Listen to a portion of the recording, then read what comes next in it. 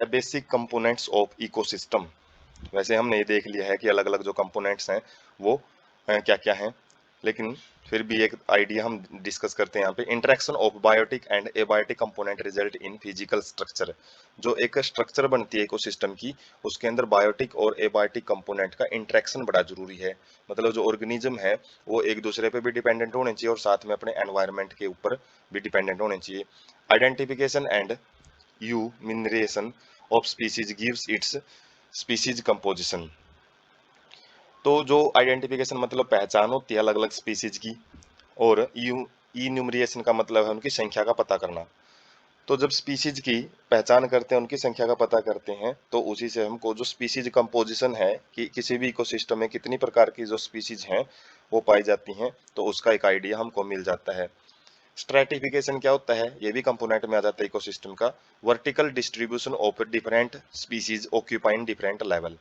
जब हम किसी भी इकोसिस्टम को वर्टिकली उसको अलग अलग लेवल में लेयर वाइज लेयर उसको डिवाइड करते हैं। जैसे यदि हम वन में देखें तो सबसे पहले लेवल पे बिल्कुल मिट्टी से शुरुआत करेंगे, उसके बाद वहाँ पे छोटे घास वगैरह मिलेंगे, उसके बाद छोटी झाड़ियाँ मिलेंगी, उसके बाद छोटे पेड़ मिलेंगे, उसके बाद बड़े पेड़ मिलेंगे। तो एक जो लेवल है वर्टिकल डिस्ट्रीब्यूशन है अलग अलग स्पीसीज का, तो उसको स्ट्रेटिफिकेशन बोलते हैं। और एग्जांपल जैसे ट्री ट्री होते हैं, जो पेड़ होते हैं, occupy top vertical strata. Strata का मतलब लेयर, सबसे ऊंची जो लेयर है वो पेड़ ही कवर करते हैं। और layer of a forest shrubs second. तो जो श्रब्स हैं वो सेकंड लेयर, झाड़ियां हैं सेकंड लेयर पे आती हैं, और जो हर्ब्स हैं और ग्रास हैं, जो घास वगैरह होते हैं, वो बॉटम लेयर पे बनाती हैं। सबसे पहली लेयर ग्रासेज के द्वारा, सेकंड लेयर जो श्रब्स के द्वारा, और उसके बाद टॉप लेयर है वो ट्रीज के द्वारा बनाई जाती है। और बेसिक कंपोनेंट्स क्या क्या आ जाते हैं इकोसिस्टम के, जो हम एक एक करके डिस्कस करेंगे। प्रोडक्टिविटी, डिकम्पोजिशन, एनर्जी फ्लो और न्यूट्रिएंट साइकिल, इन्हीं के बारे में हम अलग अलग रूप में डिस्कस करेंगे, जो कि इकोसिस्टम को बनाए रखने में वो स्ट्रक्चरल कंपोनेंट थे। और ये क्या है, फंक्शनल कंपोनेंट है। जैसे प्रोडक्टिविटी है, डिकम्पोजिशन है, तो अलग अलग जो प्रोसेसेस चलती रहती हैं। प्रोडक्टिविटी मतलब पैदावार, डिकम्पोजिशन जो प्रोसेस हमने देखी थी जिसमें जो ऑर्गेनिक फॉर्म को इनऑर्गेनिक फॉर्म में बदला जाता है। और इसी पार्ट में डिस्कस करेंगे इन दोनों को, जबकि जो एनर्जी फ्लो न्यूट्रिएंट साइकिल है उनको फर्दर पार्ट में हम डिस्कस करेंगे। उसके बाद है सबसे पहले प्रोडक्टिविटी। प्राइमरी प्रोडक्शन क्या होता है, ये प्रोडक्टिविटी दो प्रकार की होती है, जो कि पैदावार होती है एक प्रकार की। तो अमाउंट ऑफ बायोमास और organic matter produced per unit area over A time period by plant during photosynthesis. Photosynthesis के दौरान जब भी जो ग्रीन प्लांट्स हैं वो जितना भी ऑर्गेनिक मटेरियल, जितना भी वो ग्लूकोज वगैरह स्टार्च वगैरह सिंथेसाइज करते हैं, जो अपना खुद का वेट इंक्रीज करते हैं, उसको बायोमास बोलते हैं। तो वो कितना इंक्रीज किया जा रहा है, किस लेवल पे, प्लांट के लेवल पे, प्रोड्यूसर लेवल पे, उसको प्राइमरी प्रोडक्शन बोला जाता है। और इसको किस में मापा जाता है, वेट के अंदर। और जैसे ग्राम पर मीटर स्क्वायर, मतलब पर एरिया के अंदर कितना ग्राम है वो इंक्रीज हो रहा है प्रोडक्टिविटी। या फिर एनर्जी में मापा जाता है, जैसे किलो कैलोरी पर मीटर स्क्वायर।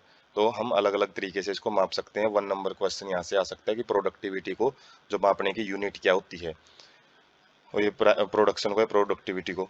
तो ये क्या होता है, rate of biomass production and measured in gram per metre square. तो यहाँ पे ईयर आ जाता है प्रोडक्टिविटी में, ईयर टाइम है उसका भी ड्यूरेशन आ जाता है, जबकि प्रोडक्शन में हम एरिया तक ही उसको कंसिडर करते हैं। जैसे यहाँ पे gram metre square per year आ जाता है, मीटर इनवर्स स्क्वायर और ईयर इनवर्स आ जाता है, जबकि किलो कैलोरी, तो यहाँ पे ईयर का फैक्टर आ जाता है।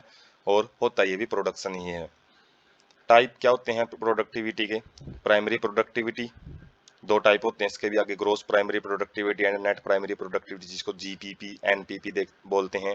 और उसके बाद है सेकेंडरी प्रोडक्टिविटी। तो सबसे पहले प्रोडक्टिविटी के जो टाइप हैं प्राइमरी प्रोडक्टिविटी वो देखते हैं।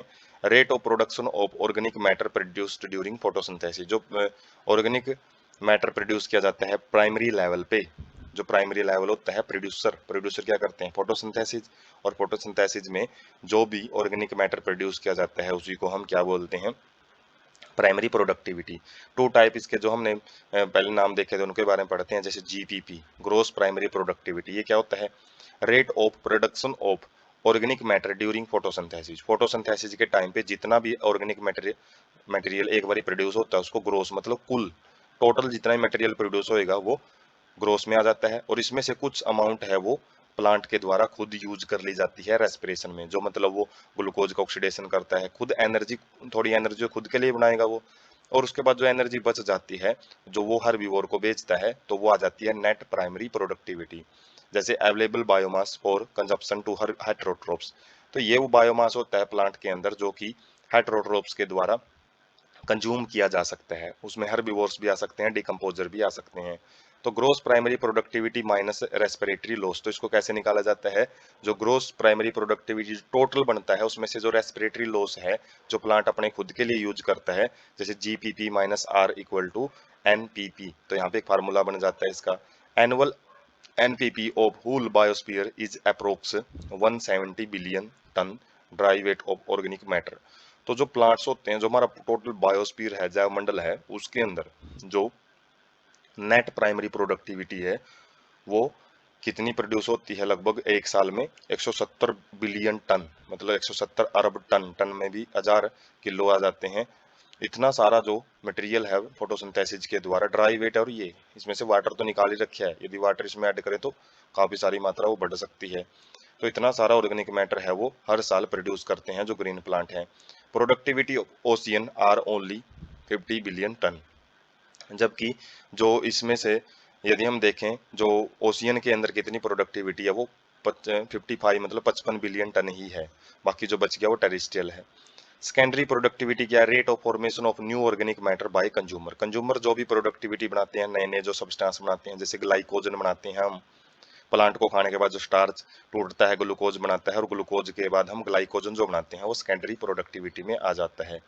इसकी भी अलग अलग फॉर्म होती हैं, gross secondary productivity, net primary productivity, वही है जो हम टोटल ऑर्गेनिक मैटर तैयार करते हैं वो ग्रोस सेकेंडरी प्रोडक्टिविटी हो जाता है, और जबकि और जो सेकेंडरी प्रोडक्टिविटी में आगे के मटेरियल के लिए जो टर्सरी लेवल के लिए जो भी मटेरियल भेजा जाता है वो नेट सेकेंडरी प्रोडक्टिविटी कहलाता है। तो हम देख सकते हैं जो प्राइमरी प्रोडक्टिविटी है इसमें लीफ है, और लीफ क्या करते हैं, जैसे प्राइमरी प्रोडक्शन, जैसे यहाँ पे कितना है 300 जूल एनर्जी प्रोड्यूस की जा रही है, तो जो नेट है ये यूज किस में कर रहा है, जो 100 जूल एनर्जी इसने खुद के लिए यूज कर ली, और जो बच गई है 200 जूल ये यहाँ पे भेज देता है जो टिश्यू वगैरह जो बनाता है, स्टोरेज ऑर्गन, और जो लार्वा वगैरह है या फिर कोई भी हर्बीवोर है जब इनको खाता है तो कितनी लेगा वो 200 जूल एनर्जी ले पाएगा, 100 तो इसने खुद के लिए यूज कर ली। तो जो टोटल बनी थी 300 जूल वो ग्रोस प्राइमरी प्रोडक्टिविटी होती है, और जो आगे के लिए ट्रांसफर की जाती है जैसे 200 जूल वो नेट प्राइमरी प्रोडक्शन या प्रोडक्टिविटी कहलाता है। सेकेंडरी प्रोडक्टिविटी में जैसे ये जो लार्वा था तो इसके पास 200 जूल एनर्जी थी, तो इसने भी खुद एनर्जी का कितना यूज कर लिया 67 जूल, जैसे सेल रेस्पिरेशन में खुद के लिए यूज कर लिया, खुद जो शरीर के लिए एनर्जी वगैरह में। और जबकि आगे कुछ ये मटेरियल क्या कर देता है, फेसेज, फेसेज का मतलब जो एक्सक्रीटा वगैरह है उसमें निकाल देता है, और कुछ इसके अंदर जो टिश्यू है उसके अंदर स्टोर हो जाती है 300 जूल एनर्जी। तो ये चाहे फेसेज के अंदर निकाल रहे हो चाहे ये टिश्यू के अंदर बना रहे हो, तो वो किस में आ जाता है, नेट सेकेंडरी प्रोडक्शन के अंदर, और जो स्टार्टिंग में था वो क्या है, ग्रोस सेकेंडरी प्रोडक्शन। तो यहाँ से हम इसी प्रकार से टर्सरी लेवल पे भी चला जाता है, उसके भी अलग अलग टाइप हो जाते हैं। उसके बाद है डिकम्पोजिशन, जो इस पार्ट का जो लास्ट हम टॉपिक डिस्कस करेंगे कि जो अपघटन है किसी भी चीज का, छोटे टुकड़ों में टूटना, वो कैसे होता है। तो process of breaking down of complex organic matter into inorganic substance, जो फोटोसिंथेसिस में इनऑर्गेनिक से ऑर्गेनिक सब्सटेंस बनता है उसका जस्ट उल्टा होता है, जिसके अंदर जैसे जो ग्लूकोज है, ग्लूकोज से कार्बन डाइऑक्साइड, वाटर और न्यूट्रिएंट्स को निकालना, क्या है ये डिकम्पोजिशन। फोटोसिंथेसिस का जस्ट अपोजिट हम बोल सकते हैं। रॉ मटेरियल फॉर डिकम्पोजिशन, मतलब डिकम्पोजिशन के लिए कच्चे पदार्थ की क्या क्या जरूरत पड़ती है, एंड ऑक्सीजन रिक्वायरिंग प्रोसेस, इसमें ऑक्सीजन की जरूरत पड़ती है। Dead plant remain such as leave, bark, flower, कि कुछ भी हो सकता है जो प्लांट के जो डेड प्लांट मतलब मरे हुए प्लांट के कुछ भाग, जैसे कि लीव्स, पत्ते, बार्क, छाल, फ्लावर, फूल। And dead remains of animal including fecal matter, तो हो सकता है एनिमल्स का डेड रिमेन्स, मतलब जैसे कि फिकल मैटर वगैरह हो जाता है, कोई भी जैसे कुछ ऑर्गन वगैरह होते हैं, या फिर कुछ जैसे पेड़ वगैरह होते हैं वो लिविंग है खुद, लेकिन उसकी जो स्टेम वगैरह होती हैं, टहनियाँ वगैरह जब टूट के गिरती हैं तो डेड रिमेन्स कहलाती हैं। Factors affecting rate of decomposition, ऐसे कौन से फैक्टर हैं जो कि रेट ऑफ डिकम्पोजिशन को कम ज्यादा करते हैं, जैसे chemical composition of detritus, detritus क्या होता है, ये डेड सब्सटेंस होता है उसको बोलते हैं। तो rate is slower if detritus is rich in lignin and chitin. ये हार्ड सब्सटेंस होते हैं, इनको तोड़ना बड़ा मुश्किल होता है। अब जब इनको तोड़ना ही मुश्किल है तो डेट्रिटस फूड चेन भी आगे हम देखेंगे, जिसके अंदर जो डिकम्पोजर है वो अपना खाना भी लेते हैं इसे, और इसको तोड़ने से जो भी इनको एनर्जी मिलती है और साथ में मिट्टी में न्यूट्रिएंट्स मिला भी देते हैं। तो जो उनका डिकम्पोजन प्रोसेस है वो स्लो हो जाता है। एंड क्विकर, क्विकर कब होएगा? If the detritus is rich in nitrogen and waste soluble substance like sugar. और यदि आसानी से तोड़े जाने वाले यदि उसमें सब्सटेंस हैं तो क्या है, उसकी जो डिकम्पोजन प्रोसेस है वो फास्ट रहेगी। इसी प्रकार से क्लाइमेटिक फैक्टर हैं जैसे टेम्परेचर एंड सोइल हैं, ये भी बड़ा इफेक्ट करते हैं। Warm and moist environment favour डिकम्पोजन। यदि एनवायरनमेंट गर्म है और नमी है वातावरण में, जैसे फंगस वगैरह हम देखते हैं जो कवक वगैरह जब कब ज्यादा उगते हैं, जब गर्म मौसम होता है और साथ में नमी भी होती है, जैसे रेनी सीजन में हमको ये कंडीशन दोनों मिल जाती हैं। जबकि यदि टेम्परेचर लो है, सर्दियां हैं जैसे, और एनएरोबियोसिस का मतलब है जो वहाँ पे जो एयर वगैरह नहीं है, ऑक्सीजन वगैरह नहीं है, तो उसकी वजह से जो डिकम्पोजिशन है वो रुक जाती है, वो बिल्कुल भी नहीं हो पाएगी। उसके बाद है जो डिकम्पोजिशन है उसको हम साइकिल से समझते हैं, जैसे फोटोसिंथेसिस जो स्टार्टिंग में, और फोटोसिंथेसिस से जो ग्रीन प्लांट्स ने जो भी ऑर्गेनिक मटेरियल तैयार किया, जैसे ही ये पत्ता गिर गया तो ये क्या हो गया, सड़ना शुरू हो गया, और इसके जो डिकम्पोजिशन वगैरह के जरिए क्या किया, ऑर्गेनिक रिच सॉइल के अंदर ये चला गया, और जो ऑर्गेनिक रिच सॉइल में इसके अलग अलग जो इसके कंपोनेंट थे, अलग अलग जो बैक्टीरिया वगैरह हैं वो उसको डिकम्पोज कर देते हैं। अर्थवॉर्म बैक्टीरिया या माइट्स वगैरह होते हैं जो कि कीट कीट वगैरह होते हैं सॉइल के अंदर, उसको कन्वर्ट कर देते हैं। जबकि इसी डेड से हो सकता है मशरूम वगैरह जो फंजाई हैं वो उगजे, और फंजाई को वापस इन अर्थवॉर्म के द्वारा मिट्टी में मिला दिया जाता है, ऑर्गेनिक रिच सॉइल बन जाती है, और इसी ऑर्गेनिक रिच सॉइल को फिर प्लांट वापस यूज कर लेते हैं। और ये साइकिल है जो फोटोसिंथेसिस का डिकम्पोजिशन का वो चलता रहता है। तो ये डिकम्पोजिशन साइकिल हम यहाँ से समझ सकते हैं। उसके बाद स्टेप क्या क्या आते हैं डिकम्पोजिशन में। सबसे पहला स्टेप है फ्रेगमेंटेशन। फ्रेगमेंटेशन का मतलब होता है छोटे टुकड़ों में तोड़ना। Breaking down of detritus into, जो भी डेड मैटर होता है, डेड ऑर्गेनिक मैटर, उसको छोटे टुकड़ों में तोड़ना, किसके द्वारा? डेट्रीवोर्स के द्वारा। डेट्रीवोर्स क्या होते हैं? जो कि ये काम करने का, जो ये डिकम्पोजिशन का काम करना स्टार्ट करते हैं, जैसे अर्थवर्म, केंचुए होते हैं। उसके बाद दूसरी प्रोसेस है लीचिंग। लीचिंग में क्या होता है? Water soluble inorganic nutrient go down into the soil horizon and get precipitated as unavailable salt. तो जो भी वाटर सोल्यूबल और इनऑर्गेनिक मटेरियल न्यूट्रिएंट वगैरह होते हैं जो पानी में आसानी से घुल जाते हैं, तो जैसे पानी वहां पे आएगा उस एरिया के अंदर, तो पानी के साथ रिश्ते रिश्ते मिट्टी की गहरी परतों में चले जाते हैं, जिसकी वजह से वो साल्ट है फिर वो इतना ज्यादा गहरी में चला जाता है, उसको यूज नहीं किया जा सकता। तो इस प्रोसेस को लीचिंग बोला जाता है। कैटाबोलिज्म क्या होता है? Bacterial and fungal enzyme degrade detritus into simpler inorganic substance. जो फ्रेगमेंटेशन था वो तो ऑर्गेनिक फॉर्म को ऑर्गेनिक फॉर्म में बदल रहा था, बड़े ऑर्गेनिक फॉर्म को स्मॉलर ऑर्गेनिक फॉर्म में। जबकि जो कैटाबोलिज्म में क्या होता है, ऑर्गेनिक फॉर्म को किसमें? इनऑर्गेनिक फॉर्म में बदला जाता है, बिल्कुल सिंपलेस्ट सब्सटेंस में उसको तोड़ दिया जाता है। कैटाबोलिज्म का मतलब ये होता है डिकम्पोजिशन, तोड़ना। ह्यूमिफिकेशन क्या है? Leads to accumulation of dark coloured amorphous substance called humus. एक ह्यूमस मटेरियल होता है जो कि डार्क कलर का होता है, काले रंग का होता है, और वो एक्यूमुलेट किसकी वजह से? एक्यूमुलेशन की वजह से होता है। जो भी ये डेड ऑर्गेनिक मैटर वगैरह है इकट्ठा होता रहता है मिट्टी में, और इसकी प्रॉपर्टी क्या होती है? Highly resistance to microbial action with undergo slow decomposition rate. तो इसके अंदर जो माइक्रोबियल एक्शन है वो बहुत ही कम पाया जाता है, माइक्रोब अच्छे ढंग से यहाँ पे एक्शन नहीं कर पाएंगे, और जिसकी वजह से वो स्लो डिकम्पोजिशन रेट होता है उसका काफी। Being colloidal in nature it serves as reservoir of nutrients. और ये क्या करता है? जितने भी न्यूट्रिएंट होते हैं मिट्टी में उसको एक रिजर्वोयर का काम करता है। मतलब यदि ह्यूमस है मिट्टी में तो वो काफी उपजाऊ मानी जाती है। तो ये फोर्थ नंबर स्टेप आता है, जब ये ऑर्गेनिक सब्सटेंस वगैरह होते हैं, इनऑर्गेनिक सब्सटेंस जब ये मिट्टी में इकट्ठा होना शुरू हो जाते हैं, न्यूट्रिएंट रिच सॉइल बनाते हैं।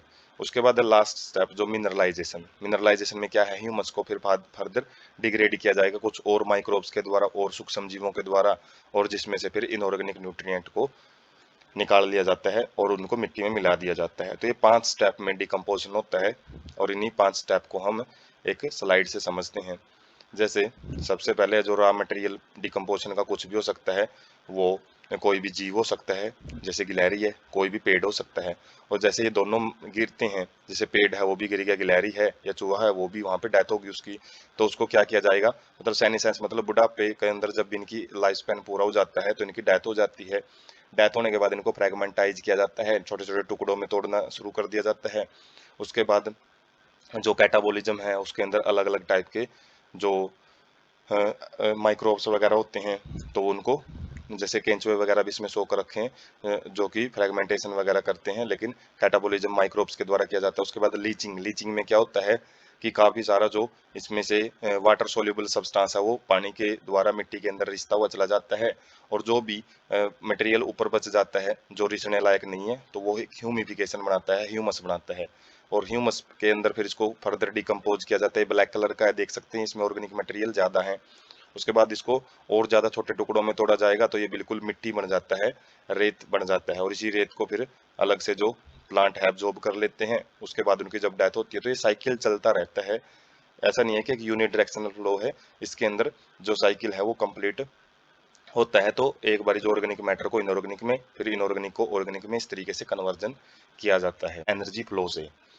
तो sun is only source of energy for all ecosystem on the earth except for deep sea hydrothermal ecosystem. जो सूरज है वो सारे प्रकार की जितनी भी एनर्जी हम यूज करते हैं, जितने भी इकोसिस्टम उनके अंदर, उसका एकमात्र स्रोत है ऑन द अर्थ, धरती के ऊपर हो सकता है। जो सी हाइड्रोथर्मल इकोसिस्टम होते हैं जो बिल्कुल गहराई में होते हैं समुद्र के, जो इकोसिस्टम, वहां पे जो सनलाइट है वो नहीं पहुंच पाती है, तो वो एनर्जी कहाँ से लेते हैं, वो अलग अलग जो हाइड्रोथर्मल वेंट्स वगैरह, ज्वालामुखी वगैरह फटते हैं, तो वहां से जो हीट एनर्जी होती है उससे एनर्जी वो लेते हैं।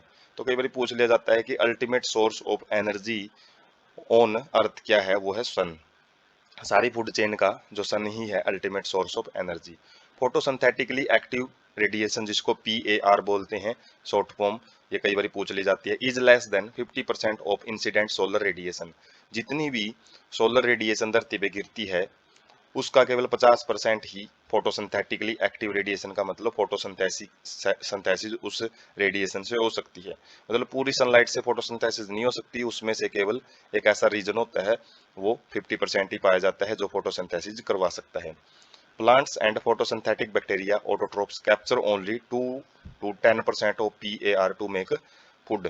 और इस 50% PAR का भी 2 से 10% ही जो प्लांट्स होते हैं और जो फोटोसिंथेटिक बैक्टीरिया होते हैं जो ऑटोट्रोप्स का काम करते हैं, वो उसके फोटोसिंथेसिस में यूज करते हैं। All organisms are dependent for their food on producer either directly or indirectly. तो जितने भी ऑर्गेनिजम्स हैं वो प्रोड्यूसर्स के ऊपर ही अपने खाने के लिए निर्भर होते हैं। कुछ डायरेक्टली होते हैं, जैसे हर्बीवोर्स हैं, वो डायरेक्ट प्लांट से ही अपना खाना लेते हैं, जबकि जो कार्निवोर्स हैं वो हर्बीवोर्स को खाना बनाएंगे। और हर्बीवोर्स किससे खाना लेते हैं? प्लांट से। तो जो कार्निवोर्स हैं वो भी इनडायरेक्टली प्लांट्स के ऊपर ही डिपेंडेंट है अपने खाने के लिए। Unidirectional flow of energy from sun to the producer and then to the consumer. तो एक यूनिडायरेक्शनल फ्लो होता है एनर्जी का, जो हमने फर्स्ट पार्ट में भी डिस्कस किया था, जिसके अंदर जो एनर्जी है वो सन से निकलती है, उसके बाद प्रोड्यूसर के पास आएगी, और प्रोड्यूसर से कंज्यूमर, और कंज्यूमर से और प्रोड्यूसर से वो डिकम्पोजर्स के पास चली जाती है। Amount of energy decreases at successive trophic level. एक 10% लॉ है जो क्या कहता है कि जैसे ही एक ट्रॉपिक लेवल, जैसे प्रोड्यूसर से कंज्यूमर के पास जो एनर्जी गई है, तो प्रोड्यूसर ज्यादातर एनर्जी का तो यूज कर लेता है, 90% एनर्जी तो खुद यूज कर लेगा ये, बाकी जो केवल 10% एनर्जी ही ये नेक्स्ट ट्रॉपिक लेवल में भेजता है, जैसे हर्बीवोर्स के पास भेजेगा। Ecosystem need a constant supply of energy to synthesise molecule to counteract universal tendency towards the increasing disorderliness. तो जो इकोसिस्टम है इसको लगातार एनर्जी की जरूरत पड़ती रहती है, क्योंकि एनर्जी एक जगह से, साइकिल तो है नहीं है कि यहाँ पे कि एनर्जी बार बार उसी फॉर्म में आ रही है फिर दोबारा यूज कर रहे हैं, जिसकी इसमें यूनिडायरेक्शनल फ्लो ऑफ एनर्जी होता है, जिसमें एनर्जी एक बार एक लेवल से आगे चली गई तो वो वापस नहीं आती है। तो कांस्टेंट सप्लाई की जरूरत पड़ती है एनर्जी की, क्या करने के लिए? काउंटरैक्ट का मतलब होता है निपटने के लिए, किससे? Universal tendency towards increasing disorderliness. जो एक डिसऑर्डर लाइनेस होता है, जैसे एंट्रोपी पढ़ा जाता है केमिस्ट्री के अंदर, थर्मोडायनेमिक्स में, जिसके अंदर जो डिसऑर्डरनेस बढ़ती रहती है इकोसिस्टम की, या फिर जो अर्थ की किसी भी चीज की डिसऑर्डरनेस है वो बढ़ती रहती है। तो उस डिसऑर्डरनेस को बढ़ाने के लिए क्या किया जाता है? इकोसिस्टम को लगातार एनर्जी की सप्लाई की जरूरत पड़ती है। उसके बाद है जो हम ट्रॉपिक लेवल और एनर्जी ट्रांसफर पढ़ रहे हैं, तो ट्रॉपिक लेवल का तो टॉपिक आगे रहेगा। तो एनर्जी फ्लो कैसे होता है? जैसे कि प्रोड्यूसर हैं, जो सबसे पहले प्राइमरी प्रोड्यूसर जिसको बोलते हैं, तो वो क्या करते हैं, वैसे प्रोड्यूसर हमेशा प्राइमरी होते हैं, तो वो ज़्यादातर एनर्जी जो भी इनका एक प्रोडक्शन होता है उसका केवल 10% ही नेक्स्ट ट्रॉपिक लेवल में बेचते हैं। और उसके बाद ये ट्रॉपिक लेवल है जो मतलब जो एक कंज्यूमर है, कंज्यूमर क्या करेंगे आगे सेकेंडरी कंज्यूमर को इसका 10% भेजेंगे। बाकी जो रेड कलर का पोर्शन है वो देख रहे हैं वो कहाँ पे एनर्जी रेस्पिरेटरी लॉस के अंदर है, वो ज़्यादातर फॉर्म है 90% फॉर्म वो जिस भी ऑर्गेनिज्म के पास वो एनर्जी आती है उसको यूज कर लेता है, केवल 10% ही आगे आगे ट्रांसफर करता रहता है, तो 10% ला होता है। उसके बाद जो ब्लैक कलर की जो लाइनिंग है ये क्या शो कर रही है, जितना भी जब भी ये अलग अलग मटेरियल जब इनकी डेथ हो जाती है तो उनको डिकम्पोजर्स मिट्टी में मिला देते हैं, तो जो एनर्जी है वो डिकम्पोजर्स के पास अल्टीमेटली आके मिल जाती है और कुछ एनर्जी है वो हीट लॉस के फॉर्म में एनवायरनमेंट में छोड़ दी जाती है न्यूट्रिएंट साइकिल से, जिसको बायो जियो केमिकल साइकिल भी बोला जाता है। तो क्या होता है, movement of nutrients through various components of an ecosystem. Ecosystem के अलग अलग जो कंपोनेंट हमने डिस्कस किए हैं बायोटिक एबायोटिक कंपोनेंट्स में से किसी भी न्यूट्रिएंट्स का फ्लो होना मूव करना उसी को न्यूट्रिएंट साइकिल बोला जाता है। बायो जियो केमिकल साइकिल, इनको बायो जियो केमिकल साइकिल भी बोलते हैं क्योंकि बायो का मतलब होता है लिविंग ऑर्गेनिज्म, जियो का मतलब होता है रॉक एयर वाटर। तो ये साइकिल चलता रहता है, मिट्टी से पेड़ में जाएगा न्यूट्रिएंट फिर उसके बाद हर्बीवोर्स के पास, उसके बाद कार्निवोर्स के बाद, और जब उनका डिकम्पोजन हो जाता है वापस मिट्टी में आ जाता है, वापस मिट्टी से फिर प्लांट दोबारा फिर एब्जॉर्ब कर लेते हैं। तो जो लिविंग ऑर्गेनिजम्स के बीच में और जो मिट्टी के बीच में जो एक साइकिल चलता है, इसलिए इसको बायो जियो केमिकल साइकिल भी बोला जाता है। स्टैंडिंग स्टेट क्या होता है, amount of nutrient present in A soil at any given time. मिट्टी के अंदर एक समय पे जितना भी मटेरियल प्रेजेंट होता है उसको स्टैंडिंग स्टेट बोला जाता है। Varies in different kind of ecosystem and also on seasonal basis. तो ये अलग अलग इकोसिस्टम के अंदर अलग अलग पाया जा सकता है और सीजनल बेसिस पे भी इसकी मात्रा अलग अलग देखने को मिलती है। टू टाइप्स का होता है ये, गैसियस जो न्यूट्रिएंट साइकिल है, गैसियस भी हो सकते हैं जैसे ऑक्सीजन नाइट्रोजन, और सेडिमेंट्री का मतलब सॉलिड फॉर्म में भी जैसे अलग अलग फॉर्म में भी पाए जा सकते हैं, जैसे कार्बन है, कार्बन वैसे सॉलिड फॉर्म में होती है, जैसे कि CO2 की इसकी एक फॉर्म है गैसियस फॉर्म। फॉस्फोरस जो साइकिल होता है वो भी सेडिमेंट्री साइकिल होता है। तो ऑक्सीजन और नाइट्रोजन साइकिल हम लोअर क्लासेज में काफ़ी डिटेल में पढ़ते हैं, वाटर साइकिल पढ़ते हैं, लेकिन यहाँ पे जो हम मेन साइकिल हम डिस्कस करेंगे इस पार्ट में कार्बन एंड फॉस्फोर साइकिल, जो कि सेडिमेंट्री साइकिल में आते हैं। रिजर्वोयर क्या होता है, एटमोस्फियर फॉर गैसियस टाइप, मतलब रिजर्वोयर संग्राहक जो कि मतलब एक संग्रहण करके रखता है अलग अलग चीजों का, जैसे गैसेज हैं जितनी भी वो सारी की सारी एटमोस्फियर में पाई जाती हैं, और जितने भी सेडिमेंट्री साइकिल हैं उनका जो रिजर्वोयर है वो अर्थ क्रस्ट होती है, धरती की जो ऊपर पट्टी जो सबसे ऊपरली परत होती है। Function is to make balance in rate of influx and efflux. तो जो फंक्शन है किसका, न्यूट्रिएंट साइकिल का या फिर नहीं रिजर्वोयर का, जो फंक्शन ये काम करता है क्या करता है, जो इनफ्लक्स मतलब मटेरियल का इसके अंदर आना और इफ्लक्स इसमें मटेरियल का बाहर जाना, उसको ये बैलेंस बना के रखता है। इफेक्टेड बाय एनवायरमेंटल फैक्टर, जो न्यूट्रिएंट साइकिल है वो अलग अलग एनवायरमेंट फैक्टर होते हैं, जैसे सोइल है, मॉइस्चर है, पीएच है, टेम्परेचर है, तो ये अलग अलग फैक्टर के द्वारा बहुत ज़्यादा प्रभावित भी होता है। तो स्लाइड से समझते हैं जो न्यूट्रिएंट साइकिल। जैसे यहाँ पे एक ट्री है, ट्री क्या करता है, जो भी न्यूट्रिएंट्स हैं वो मिट्टी से लेता है, और जब ट्री खुद डेड हो जाता है या फिर कुछ एनिमल्स वगैरह होते हैं, एनिमल मैटर वो डेड हो जाते हैं या इसके मैटर डेड हो जाते हैं, तो वो वापस मिट्टी में मिल जाता है। जबकि एक साइड में हम देख सकते हैं प्लांट से जो भी जो अलग अलग जो घास फूस है उसको जो एनिमल्स खाते हैं, और जब ये एनिमल्स खुद डेथ हो जाती है ये भी मिट्टी में आके जो मिनरल्स को मिला देते हैं। और यहाँ पे रॉक्स ब्रोकन डाउन, तो रॉक्स वगैरह है उसके अंदर जो न्यूट्रिएंट्स है वो सोइल में आ जाता है। Water and air penetrate soil, जो एयर जो वाटर और एयर है वो जब मिट्टी में जाती है तो उसके साथ में भी कुछ न्यूट्रिएंट्स है वो मिट्टी में चला जाता है। तो इस तरीके से अलग अलग जो न्यूट्रिएंट्स हैं वो जो साइकिल हर रिप्रेजेंट करते हैं किसके बीच में, जो बायोटिक कंपोनेंट है और एबायोटिक कंपोनेंट है सोइल है, उसी को हम बायो जियो केमिकल साइकिल बोलते हैं।